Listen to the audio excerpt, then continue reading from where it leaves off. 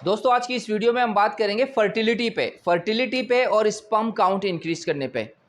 अक्सर हमारे जो जवान हजरात हैं उनको एक मसला डेवलप हो जाता है कि उनके यहाँ औलाद का मसला होता है और डॉक्टर्स उन्हें बताते हैं कि उनकी जो स्पर्म काउंट है यानी जिसे हम मन्नी कहते हैं कि वो कम है, उसका काउंट कम है या उसकी मोटिलिटी कम है। अब इन दोनों को इंक्रीज करने के लिए आज की इस वीडियो में मैं आपको 10 ऐसे पॉइंट बताऊंगा कि अगर आप उसको फॉलो करते हैं तो आई एम डैम श्योर और मैं उम्मीद रखता हूं कि आपका जो डिज़ायर ऑब्जेक्टिव है यानी आपका फर्टिलिटी इंशाल्लाह अच्छी हो जाएगी, जिसमें आपका स्पर्म काउंट की मोटिलिटी और काउंट दोनों अच्छे हो जाएंगे। सबसे पहले याद रखिएगा, ग़िज़ा का एक अहम किरदार होता है किसी भी चीज़ में इंसान के, क्योंकि जितने हार्मोनल बैलेंसेस होते हैं वो ग़िज़ा से होते हैं। तो ग़िज़ा में आपने करना क्या है, कोई स्पेसिफिक ग़िज़ा नहीं खाने की, कोई ख़ास ग़िज़ा मैं आपको बताने लगा हूँ। जो भी आप ग़िज़ा खाते हैं उसको बैलेंस करके खाइए। क्या मतलब बैलेंस करने से मुराद ये है कि अक्सर देखा गया है कि कुछ लोग कोई चीज़ खाते हैं तो कोई चीज़ नहीं खाते। आपने करना यह है कि जो भी ग़िज़ा अवेलेबल है आप खाएं, जिसमें आपने इंक्लूड करना है जितनी भी वेजिटेबल्स हैं, जितनी भी दालें हैं आप खाइए। इसके अलावा जितने भी गोश्त है, चाहे छोटा बड़ा, जिसमें अंडा इंक्लूड कर लेते हैं, ये तमाम चीज़ें आप खाइए। इसके साथ साथ अगर आप अफोर्ड कर सकें, आपके लिए पॉसिबल है, तो जितने भी ड्राई नट्स हैं जिसके अंदर पिस्ता, बादाम, काजू, ये तमाम चीज़ें हैं, अगर आप ये खाते हैं तो ये भी एक अहम चीज़ है आपकी फर्टिलिटी को इंक्रीज़ करने के लिए। दूसरी अहम चीज़ है एक्सरसाइज। अब एक्सरसाइज की जब हम बात करते हैं तो याद रखिएगा, आपने कोई ख़ास कोई स्पेशल एक्सरसाइज नहीं करनी।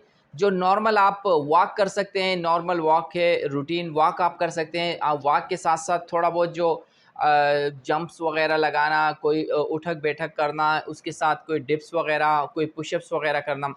लेकिन एक चीज़ याद रखिएगा कि इंटेंस एक्सरसाइज यानी अगर आप बहुत ज़्यादा एक्सरसाइज करते हैं तो इसका नेगेटिव इम्पैक्ट होता है इंसान की मर्द की फर्टिलिटी पे। तो आपने जहन में रखना है कि आपने रेगुलर एक्सरसाइज करनी है जो नॉर्मल एक्सरसाइज है।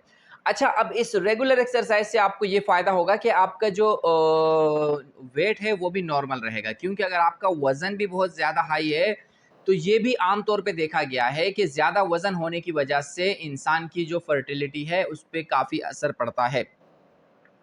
इसके अलावा सबसे अहम चीज़ है, आपने स्ट्रेस मैनेज करना है। देखिए, बहुत सारे हमने अपने लाइफ में केसेस देखे हैं कि जो कपल्स, जो ख़वातीन हज़रात जिनको ज़्यादा स्ट्रेस होता है, परेशानी रहती है, चाहे वो जॉब की वजह से हो, चाहे सोशल या मुआशरती मामलात हों उनके साथ, तो ऐसे लोगों में भी जो है ना फर्टिलिटी का मसला होता है, जिसकी वजह से औलाद होने में काफ़ी टाइम लग जाता है या नहीं होता। तो आपने स्ट्रेस फ्री रहना है। और इस स्ट्रेस के लिए जैसे मैंने आपको सेकंड नंबर पे बताया था कि आपने वॉक करनी है, तो वॉक आपकी स्ट्रेस बहुत हद तक रिड्यूस कर देगी।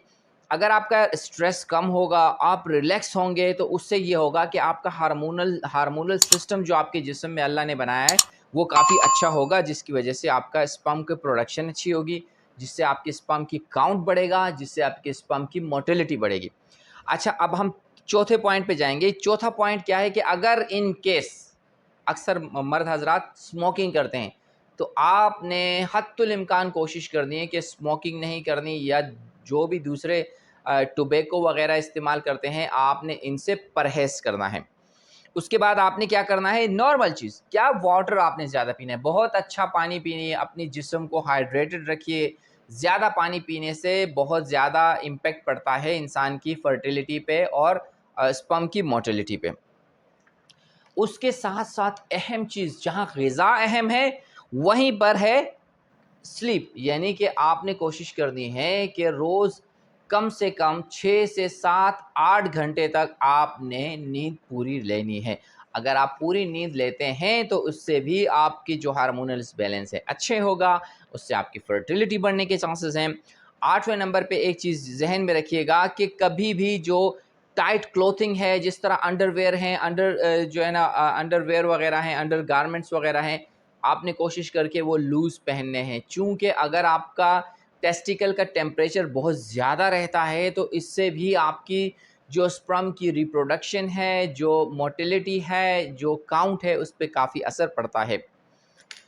अच्छा, बहुत सारे लोग कहते हैं कि यार उनको जो अंग्रेज़ी दवाइयाँ हैं, जिनको हम एलोपैथिक मेडिसिन कहते हैं, उनसे उनका दिल नहीं करता खाने को। तो मैं आपको आज कुछ जड़ी-बूटियाँ बताता हूँ, आप इसको ट्राई कीजिएगा, जिसमें सबसे पहले है अश्वगंधा।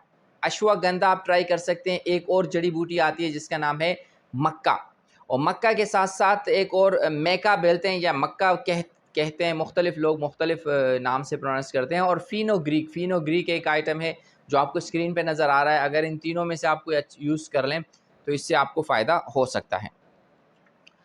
और एक चीज़ और, अगर आप फिर भी मुतमईन नहीं हैं और आपका जो ऑब्जेक्टिव है, आपका जो मकसद है इन तमाम चीज़ों से अचीव नहीं हो रहा, तो इट मीन्स कि अब आपको कुछ ओरल सप्लीमेंट लेने की ज़रूरत है, जिसमें आपने कोशिश करनी है कि कोई भी अच्छे ऑक्सीडेंट का कॉम्बिनेशन ले लें। एंटीऑक्सीडेंट, कोई भी एंटीऑक्सीडेंट अच्छा कॉम्बिनेशन आप ले सकते हैं।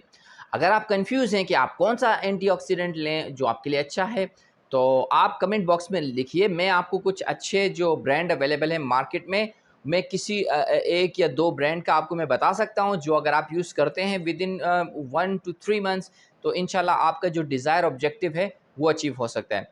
उम्मीद है दोस्तों आपको वीडियो में काफ़ी मज़ा आया होगा, आपको नॉलेज मिली होगी। अगर आपके कुछ ऐसे दूसरे फ्रेंड्स हैं जिनको ये फर्टिलिटी मोटिलिटी का इशू है, तो आप प्लीज़ ये वीडियो उनसे शेयर कीजिएगा, और उम्मीद है कि उनको अच्छा रिजल्ट मिलेगा। Thank you so much, take care, bye bye.